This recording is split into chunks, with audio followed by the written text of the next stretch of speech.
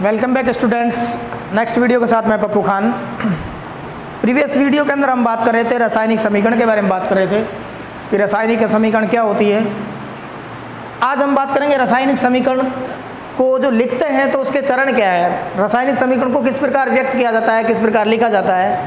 तो हम यहाँ पर कुछ नियम है हमारे पास लिखने के, उनके बारे में बात करेंगे, या कुछ स्टेप्स है रासायनिक समीकरण को लिखने के, उनके बारे में डिस्कस करेंगे। सबसे पहले हम बात करते हैं कि रासायनिक समीकरण का तो लिखने के लिए हम क्या करते हैं, जो अभिक्रिया में भाग लेते हैं वे पदार्थ और जो अभिक्रिया के पश्चात पदार्थ बनते हैं वो पदार्थ। तो जो अभिक्रिया में भाग लेते हैं उन्हें कहते हैं हम क्रियाकारक या अभिकारक, और जो अभिक्रिया के पश्चात बनते हैं पदार्थ, नए पदार्थ का निर्माण होता है, उन्हें कहते हैं क्रियाफल या उत्पाद कहते हैं।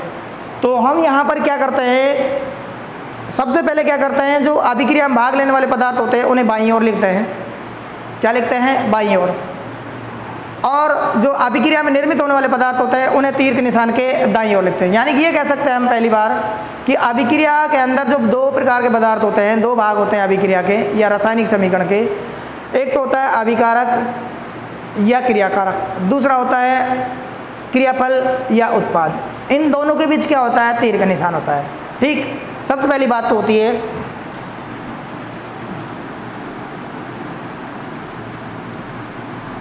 रासायनिक समीकरण में भाग लेने वाले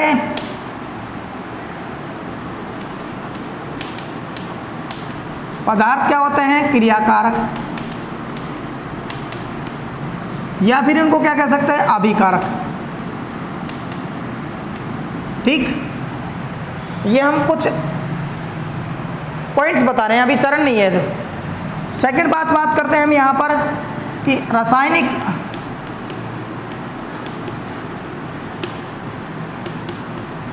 समीकरण में निर्मित होने वाले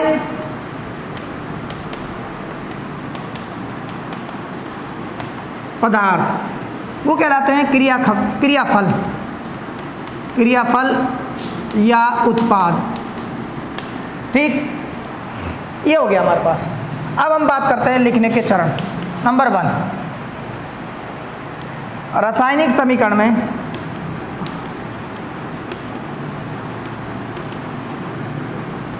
क्रियाकारक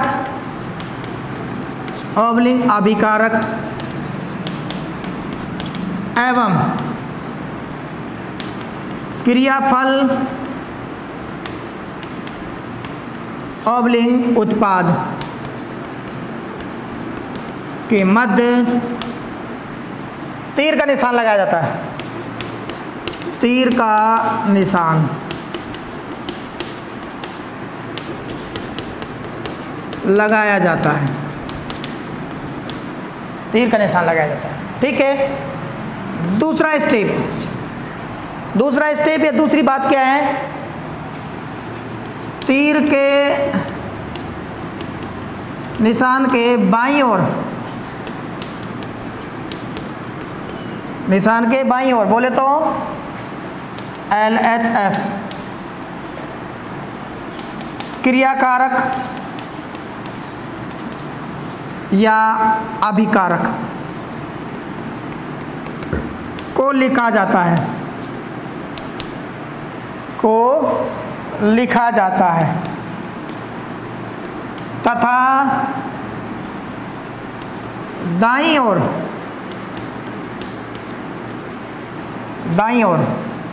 बोले तो RHS राइट हैंड साइड क्रियाफल या उत्पाद को लिखा जाता है। ठीक है। तीसरी बात क्या होती है? तीर का निशान सदैव क्रियाकारक से उत्पाद की ओर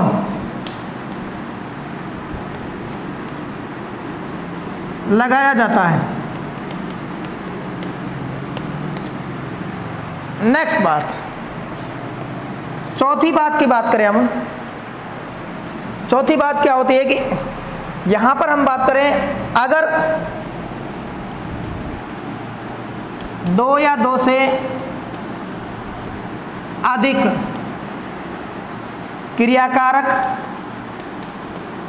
ऑब्लिंग क्रियाफल हो तो उनके मध्य प्लस चिन्ह लगाया जाता है।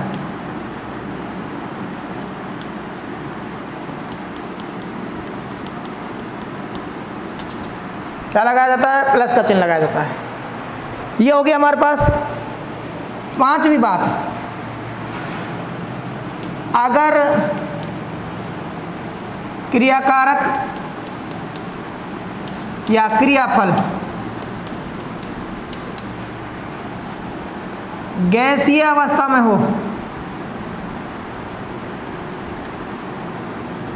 हो तो ऊपर की ओर तीर का निशान लगाया जाता है।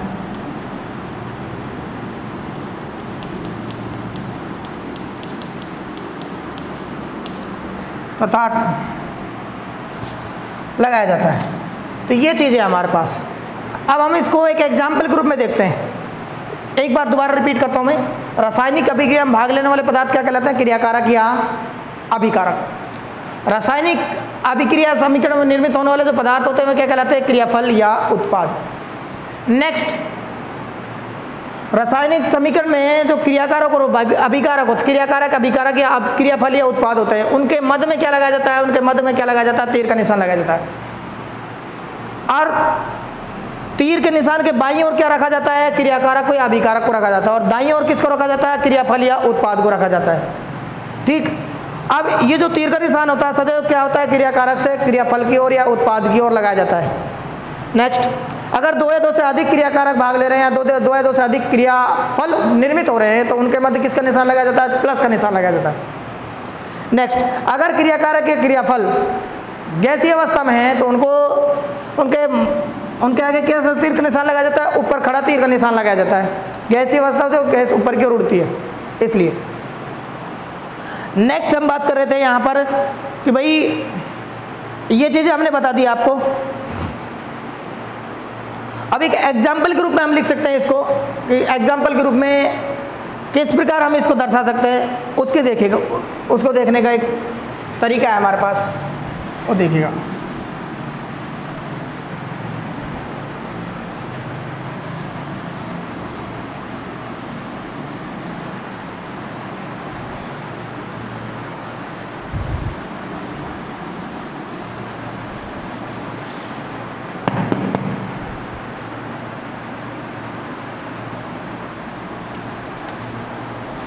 जैसे हमारे पास एक एग्जाम्पल है, जिंक की अभिक्रिया किससे कराई जाए? सल्फ्यूरिक अम्ल से कराई जाए। जिंक प्लस सल्फ्यूरिक अम्ल।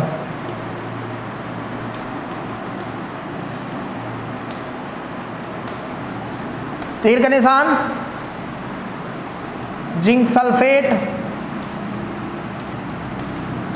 प्लस हाइड्रोजन गैस, ये निर्मित होते हैं। कोई एक अभिक्रिया है, जिंक धातु की अभिक्रिया अगर हम सल्फ्यूरिक अम्ल से कराते हैं, किससे कराते हैं? सल्फ्यूरिक अम्ल से कराते हैं, तो क्या होता है? हमें क्या प्राप्त होता है भाई? जिंक सल्फेट प्राप्त होता है और हाइड्रोजन गैस प्राप्त होती है। ठीक है। अब देखिएगा कैसे। हमने कहा था रासायनिक समीकरण के अंदर जितने भी क्रियाकारक या उत्पाद हैं उनको किसके रूप में लिखते हैं? सूत्र या प्रतीक के रूप में लिखते हैं।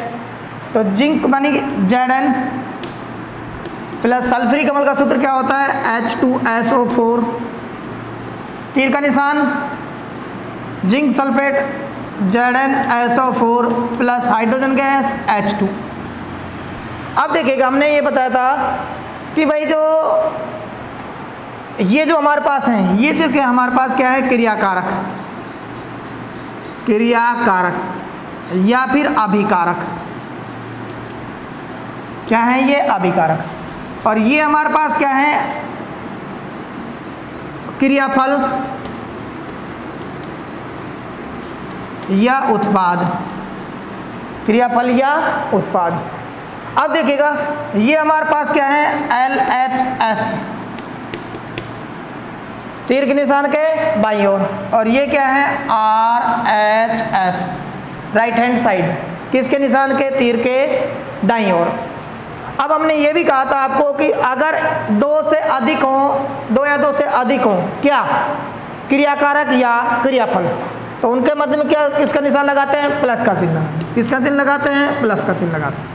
ये प्लस का चिन्ह लगा लिया, ठीक। ये भी कहा था कि भाई तीर का निशान सदैव क्या होगा, क्रियाकारक या अभिकारक से उत्पाद की ओर होगा, क्रियाफल की ओर होगा। तो ये देखेगा तीर का निशान किधर है, उत्पाद की ओर है। नेक्स्ट हमने ये कहा था आपको कि यदि अभिक्रिया के अंदर कोई गैसीय पदार्थ बन रहा है तो उस गैसीय पदार्थ के आगे क्या लिखते हैं हम, ऐसा तीर का निशान लगाते हैं। ये चूंकि हाइड्रोजन गैस है, तो हाइड्रोजन गैस जो होती है वायुमंडल में उड़ती है या फैलती है, तो ऐसे में क्या करते हैं हम, यहाँ पर इसके आगे क्या लगा देते हैं हम, खड़ी तीर का निशान, ऊपर की ओर तीर का निशान। ये दर्शा रहा है कि ये गैस है, ये क्या पदार्थ बना है, गैसीय पदार्थ बना है। तो इस प्रकार हमने एक अभिक्रिया देखी यहाँ पर और उसको रासायनिक समीकरण के रूप में लिखने का प्रयास किया। अब हम दूसरा एग्जाम्पल ले लेते हैं, मान लो हमारे पास वन एग्जाम्पल, दूसरा एग्जाम्पल अब बात करें हम यहाँ पर, जैसे कार्बन प्लस ऑक्सीजन, तीर का निशान CO2, तो ये हमारे पास क्या हो गया भाई, क्रियाकारक या अभिकारक। ये हमारे पास क्या हो गया, क्रियाफल या उत्पाद, ठीक। ये हमारे पास क्या है, LHS में लिखा है हमने, और इसको हमने किस में लिखा है, RHS में। यहाँ दो या दो से अधिक क्या है हमारे पास, क्रियाकारक या अभिकारक है, इसलिए इनके बीच में क्या लगा दिया, प्लस का निशान। चूंकि यहाँ पर एक ही प्रकार का है इसलिए हम इसके आगे कुछ नहीं लगा। CO2 हमारे पास गैस होती है इसलिए इसके आगे क्या लगा देते हैं हम, इस प्रकार। और ये जो गैस होती है ये भी गैस होती है हमारे पास, ऑक्सीजन की गैस होती है ये, क्योंकि पात्र में हो रही है अभिक्रिया इसलिए इस गैस हम उड़ने नहीं दे रहे, इसको हम कार्बन और हाइड्रोजन ऑक्सीजन की अभिक्रिया करा रहे हैं। तो ये चीज़ें हमारे पास, तो इस प्रकार ये अभिक्रिया हमारे पास, उसको रासायनिक समीकरण में लिखने का तरीका बताया हमने। अब हम बात करेंगे नेक्स्ट, रासायनिक समीकरण लिखने से पहले हम बात करेंगे एक द्रव्यमान संरक्षण का नियम पढ़ेंगे हम। किसके बात करेंगे, द्रव्यमान संरक्षण का नियम। द्रव्यमान संरक्षण का नियम क्या कहता है कि किसी भी रासायनिक अभिक्रिया के दौरान अभिक्रिया में भाग लेने वाले पदार्थ और अभिक्रिया के पश्चात बनने वाले पदार्थों का जो द्रव्यमान होता है वो कैसा होता है, निश्चित होता है। यानी कि अभिक्रिया में भाग लेने वाले तत्व परमाणु और उनका तत्व परमाणुओं का संख्या और उनका द्रव्यमान संख्या जो होती है अभिक्रिया में भाग लेने से पहले और अभिक्रिया के बाद में कैसी होती है, समान होती है। इसे कहते हैं द्रव्यमान संरक्षण का नियम। द्रव्यमान संरक्षण का नियम। इस नियम के अनुसार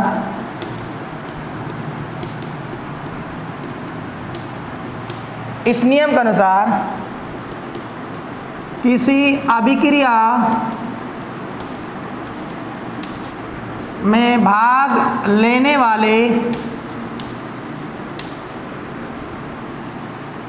वाले पदार्थों का द्रव्यमान एवं अभिक्रिया में निर्मित होने वाले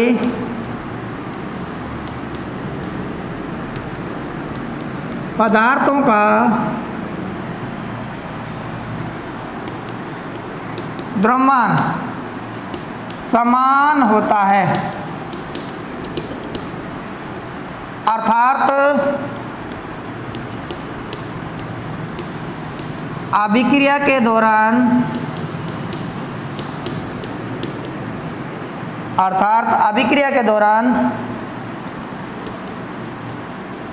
नए द्रव्यमान का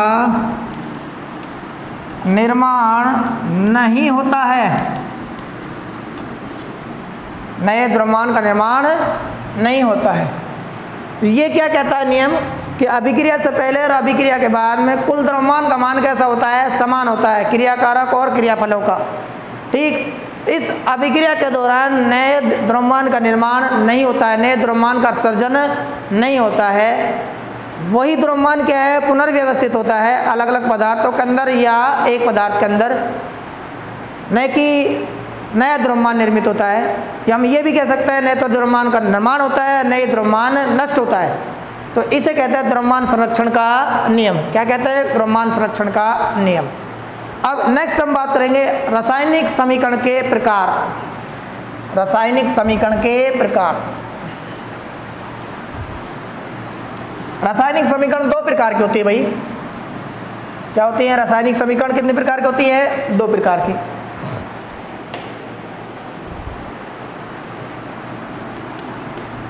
रासायनिक समीकरण के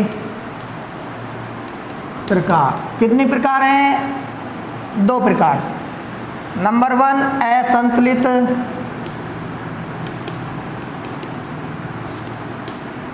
रासायनिक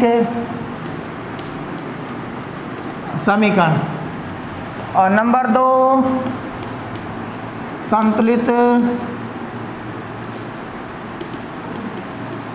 रासायनिक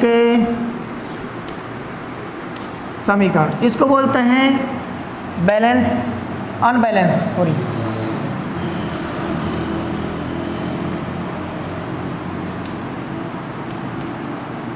इक्वेशन और इसको बोलते हैं बैलेंस।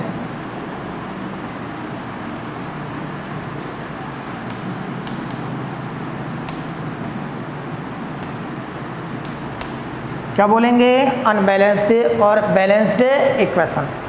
अब हम बात कर लेते हैं असंतुलित रासायनिक समीकरण। किसकी बात करेंगे? असंतुलित रासायनिक समीकरण।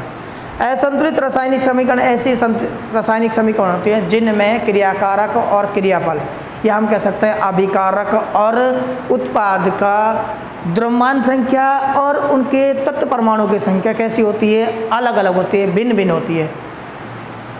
क्या लिख सकते हैं हम इसको मिटाकर हम असंतुलित के बारे में डिस्कस कर रहे हैं। हम ऐसी रासायनिक समीकरण, ऐसी रासायनिक समीकरण जिसमें ऐसी रासायनिक समीकरण जिसमें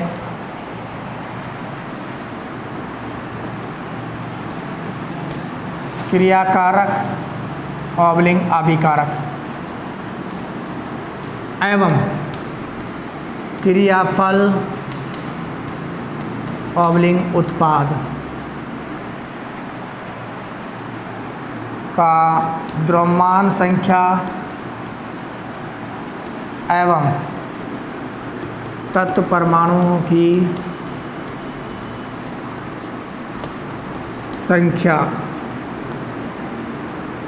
अलग अलग हो अर्थात असमान हो।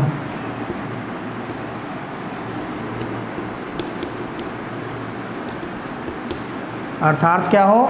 असमान हो। असंतुलित रासायनिक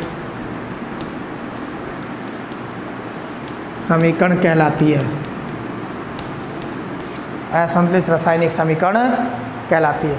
देखिएगा अब इसमें एग्जाम्पल के लिए एग्जाम्पल जैसे मैग्नीशियम का तो छड़ है, उसको अगर जलाते हैं हम, उसका दहन करते हैं तो मैग्नीशियम ऑक्साइड बनता है। क्या बनता है? मैग्नीशियम ऑक्साइड की राख बनती है। मैग्नीशियम ऑक्साइड की राख बनती है। मैग्नीशियम प्लस ऑक्सीजन, तीर का निशान क्या करते हैं? Magnesium oxide.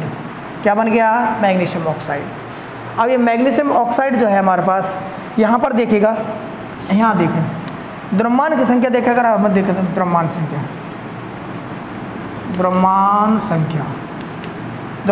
देखिएगा आप, मैग्नीशियम की कितनी होती है? 24। कितनी होती है? 24 प्लस 2 गुणा इसकी कितनी होती है? 16। कितनी होती है इसकी? ऑक्सीजन कितनी होती है? एक की कितनी होती है? 16 होती है, तो 2 की कितनी होगी? 32। तो हम यहाँ देखते हैं टोटल 24 प्लस 32 कितना हो गया भाई?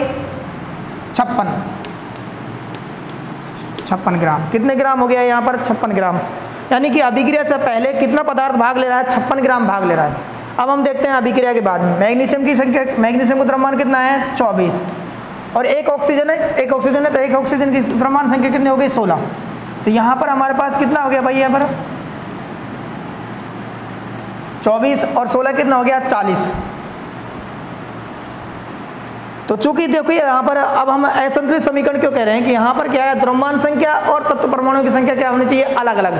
तो ये देखेगा अभिक्रिया से पहले 56 ग्राम भाग ले रहा है और अभिक्रिया के बाद में कितना प्राप्त हो रहा है 40 ग्राम। इसका मतलब ये जो अभिक्रिया हमारे पास, ये संतुलित, ये समीकरण जो है हमारे पास, ये कैसी है, असंतुलित। अब तत्व परमाणुओं की संख्या के आधार पर देख सकते हैं, तो तत्व परमाणु संख्या, तत्व परमाणु संख्या देख लेते हैं। यहाँ पर मैग्नीशियम की कितनी है संख्या भाई, मैग्नीशियम कितना है 1 और ऑक्सीजन कितना है भाई यहाँ पर 2। इधर देख लेते हैं मैग्नीशियम कितना है हमारे पास 1 और ऑक्सीजन कितना है 1। अब यहाँ पर तत्व परमाणु संख्या और द्रव्यमान संख्या दोनों ही क्या है, अलग अलग है। यहाँ हमारे पास मैग्नीशियम कितना भाग ले रहा है 1, इधर मैग्नीशियम भाग ले रहा है 1, चलो ठीक है यहाँ तक तो। लेकिन यहाँ हम ऑक्सीजन की बात करें तो ऑक्सीजन कितने परमाणु भाग ले रहे हैं 2 और यहाँ ऑक्सीजन कितना प्राप्त हो रहा है 1। इस कारण ये क्या है हमारे पास असंतुलित समीकरण है। अब हम क्या लिखेंगे इसके बारे में, चूंकि इस समीकरण में न केवल द्रव्यमान संख्या अपितु तत्व परमाणु संख्या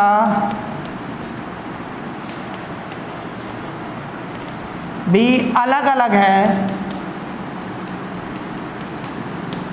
इसलिए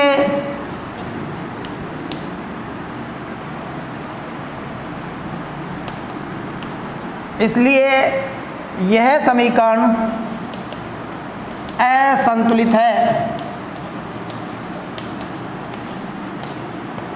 यह समीकरण कैसी है, असंतुलित है।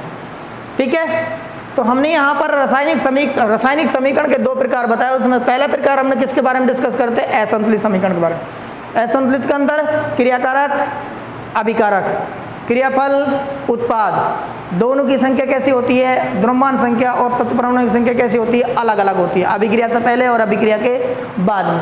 तो ये क्या कहलाएगी, असंतुलित रासायनिक समीकरण कहलाएगी। और उसको हमने एक एग्जाम्पल के रूप में भी हमने आपको यहाँ पेश कर दिया। अब नेक्स्ट हम दूसरा एग्जाम्पल लेते हैं, उससे सहायता समझाएंगे आपको। दूसरा एग्जाम्पल देखेगा, जैसे हम बात करते हैं नंबर 1 दूसरा एग्जाम्पल बात करें। दूसरा एग्जाम्पल कैल्शियम ऑक्साइड है। इसकी अभिक्रिया अगर हम जल से कराएं, किससे कराएं, जल से क्रिया कराएं, तो क्या बनेगा भाई,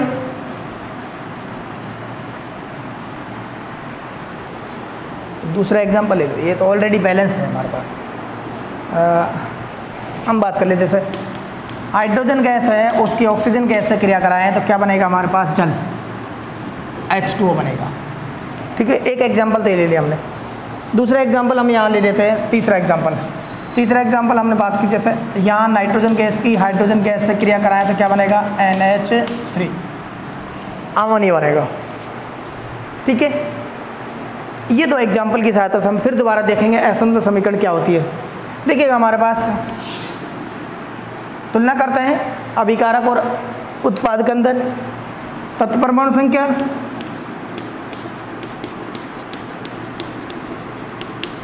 हाइड्रोजन कितना है 2, ऑक्सीजन कितना है 2। ठीक, इधर किसके अंदर है, अभिकारक के अंदर। किसके अंदर है ये, अभिकारक के अंदर। और अब हम बात करते हैं किसके अंदर, उत्पाद के अंदर। हाइड्रोजन कितना है 2, ऑक्सीजन कितना 1। हो गया असंतुलित। हमने कहा बराबर संख्या में होगा तो संतुलित होगा, नहीं तो असंतुलित होगा। तो यहाँ हाइड्रोजन 2 है, इधर हाइड्रोजन 2 है, कोई दिक्कत नहीं। लेकिन ऑक्सीजन इधर 2 का, हमारी इधर क्या आ रहा है, 1 ही निर्मित हो रही है। इस कारण ये क्या है, ये असंतुलित समीकरण है। दूसरा हम बात करें द्रव्यमान संख्या के आधार पर, द्रव्यमान संख्या, तो द्रव्यमान संख्या में हाइड्रोजन का द्रव्यमान कितना होता है 1, चूंकि 2 अणु है तो 2 × 1 प्लस में ऑक्सीजन की बात करें तो ऑक्सीजन का कितना होता है द्रव्यमान 16, 2 अणु है तो 2 परमाणु है तो 2 × 16, तो कितना हो जाएगा हमारे पास, यहाँ पर क्या हाइड्रोजन के 2 परमाणु, ऑक्सीजन के 2 परमाणु। इधर एक ऑक्सीजन परमाणु का द्रव्यमान संख्या कितनी होती है 1, और इसकी ऑक्सीजन कितनी होती है 16। 2 2 है तो 2 से गुणा होंगे तो हमारे पास क्या हो जाएगा, ये 2 + 32 बराबर कितना हो जाएगा 16 × 32 34 ग्राम। कितना द्रव्यमान भाग ले रहा है अभिक्रिया से पहले 34 ग्राम। अब हम बात कर लेते हैं अभिक्रिया के बाद में। तो अभिक्रिया के बाद में हम देखते हैं यहाँ पर हाइड्रोजन कितना है हमारे पास 2, द्रव्यमान संख्या कितनी होती है 1, प्लस में ऑक्सीजन कितना है 1 परमाणु, द्रव्यमान संख्या कितनी होती है 16। तो कितने हो गए हमारे पास यहाँ पर 2 + 16 बराबर 18 ग्राम। देखिएगा अब ये जो चीज़ है हमारे पास, ये और ये, इनकी संख्या कैसे हो गई अलग अलग। ये संख्या हमारे पास, ये संख्या हमारे पास, इधर ऑक्सीजन परमाणु की संख्या भिन्न है, इधर किसकी संख्या भिन्न है, द्रव्यमान संख्या भिन्न है। इस कारण क्या है, ये असंतुलित समीकरण। कैसी है, असंतुलित रासायनिक समीकरण। अब हम बात करते हैं नेक्स्ट, इसके बारे में बात करते हैं। तो देखिएगा नाइट्रोजन परमाणु कितने हैं 2, हाइड्रोजन परमाणु कितने हैं 2, इधर नाइट्रोजन परमाणु कितने हैं हमारे पास 1, हाइड्रोजन परमाणु कितने हैं 3, डिफरेंस आ गया, अंतर आ गया। इस कारण क्या होगी असंतुलित। अगर हम बात करें द्रव्यमान संख्या के आधार पर तो नाइट्रोजन का द्रव्यमान कितना होता है 14, कितना होता है 14, कितने परमाणु है 2, तो 2 × 14 प्लस में हाइड्रोजन कितने 2 परमाणु, द्रव्यमान संख्या कितनी होती है 1, तो 2 × 1, तो यहाँ पर हमारे पास देखिएगा कितने हो गया 14 × 28 प्लस 2 बराबर कितना हो गया 30 ग्राम। नाइट्रोजन कितना, हाइड्रोजन कितना भाग ले रहा है 30 ग्राम। और अब हमारे पास प्राप्त कितना होगा देखते हैं हम। नाइट्रोजन कितना है हमारे पास 1 परमाणु, तो 1 गुना कितना हो जाएगा हमारे पास 14 प्लस हाइड्रोजन कितने परमाणु 3, 1 का कितना है 1, तो 3 × 1, तो ये हमारे पास देखेगा 14 + 3 कितना हो गया भाई 17 ग्राम। कितना क्या हो गया 17 ग्राम। तो यहाँ देखिए 30 ग्राम है और यहाँ पर 17 ग्राम्स निर्मित हो रहा है और भाग कितना ले रहा है 30 ग्राम्स। तो अभिक्रिया के अंदर और अभिक्रिया के बाद, अभिक्रिया से पहले और अभिक्रिया के बाद द्रव्यमान संख्या अलग अलग आ रही है, परमाणु संख्या अलग अलग है, द्रव्यमान संख्या अलग अलग आ रही है, परमाणु संख्या अलग अलग है। तो इस कारण क्या है, ये भी क्या हो गया असंतुलित समीकरण, असंतुलित समीकरण, असंतुलित रासायनिक समीकरण।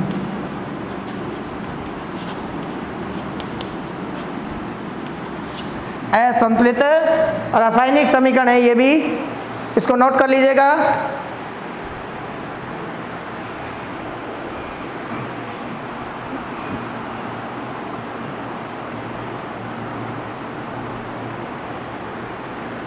तो नेक्स्ट वीडियो के साथ हम बात करें, नेक्स्ट वीडियो हम बात करेंगे संतुलित रासायनिक समीकरण के बारे में। इस वीडियो में इतना ही आज, ओके।